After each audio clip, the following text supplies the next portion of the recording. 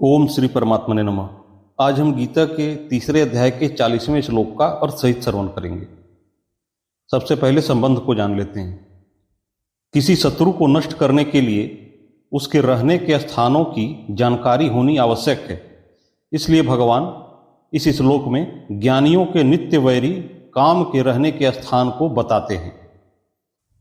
इंद्रियाणि मनो बुद्धिरस्य अधिष्ठानम उच्यते एतैर विमोहयत्य एष ज्ञानमावृत्य देहिनम।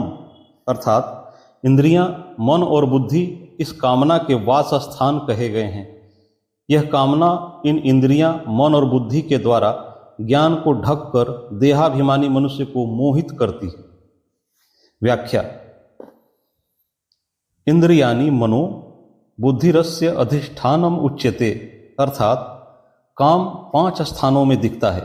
पहला पदार्थों में, दूसरा इंद्रियों में, तीसरा मन में, चौथा बुद्धि में और 5वां माने हुए अहम अर्थात मैं, कर्ता में। इन 5 स्थानों में दिखने पर भी काम वास्तव में माने हुए अहम, जिसे चिज्जड़ ग्रंथि कहते हैं, में ही रहता है। परंतु उपर्युक्त 5 स्थानों में दिखाई देने के कारण ही वे इस काम के वास स्थान कहे जाते हैं। समस्त क्रियाएं शरीर, इंद्रियों, मन और बुद्धि से ही होती हैं। ये चारों कर्म करने के साधन हैं। यदि इनमें काम रहता है तो वह परमार्थिक कर्म नहीं होने देता। इसलिए कर्मयोगी निष्काम, निर्मम और अनासक्त होकर शरीर, इंद्रियों, मन और बुद्धि के द्वारा अंतःकरण की शुद्धि के लिए कर्म करता है। वास्तव में काम अहम जड़ चेतन के तादात्म्य में ही रहता है। अहम अर्थात मैंपन केवल माना हुआ है। मैं अमुक वर्ण, आश्रम, संप्रदाय वाला हूँ, यह केवल मान्यता है। मान्यता के सिवाय इसका दूसरा कोई प्रमाण नहीं है। इस माने हुए संबंध में ही कामना रहती है। कामना से ही सब पाप होते हैं। पाप तो फल भुगताकर नष्ट हो जाते हैं, पर अहम से कामना दूर हुए बिना नए नए पाप होते रहते हैं। इसलिए कामना ही जीव को बांधने वाली है। जगत में कामना ही एकमात्र बंधन है, दूसरा कोई बंधन नहीं है।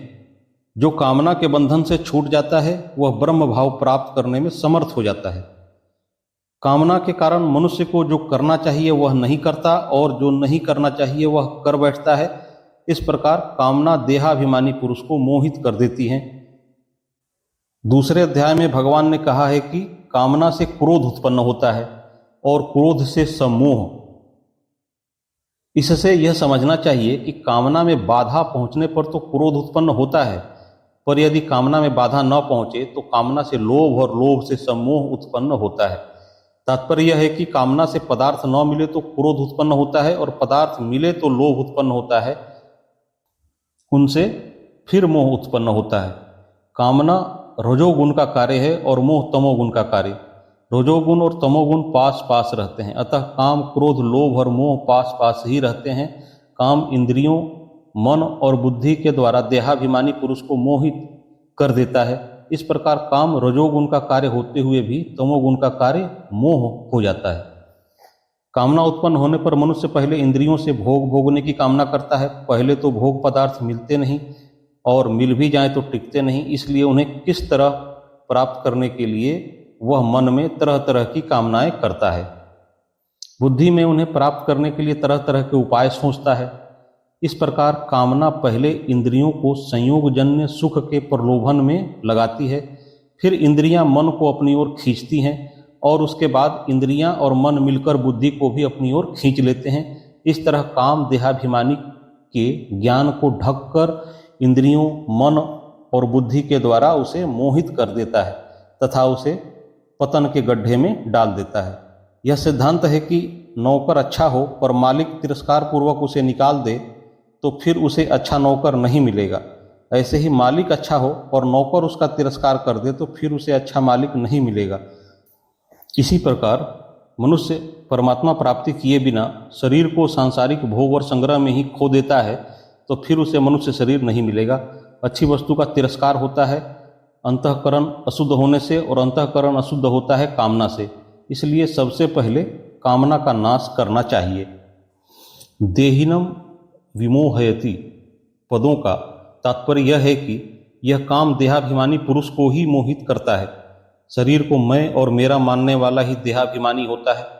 भगवान ने अपने उपदेश के आरंभ में ही देह अर्थात शरीर और देही अर्थात शरीरी आत्मा का विवेचन किया है। देह और देही दोनों अलग अलग हैं, यह सबका अनुभव है।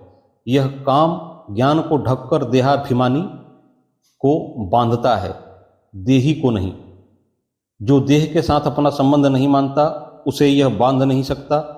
देह को मैं, मेरा और मेरे लिए मानने से ही मनुष्य उत्पत्ति विनाशशील जड़ वस्तुओं को महत्व देता है, जिससे उसमें जड़ता राग उत्पन्न हो जाता है। राग उत्पन्न होने पर जड़ता से संबंध हो जाता है।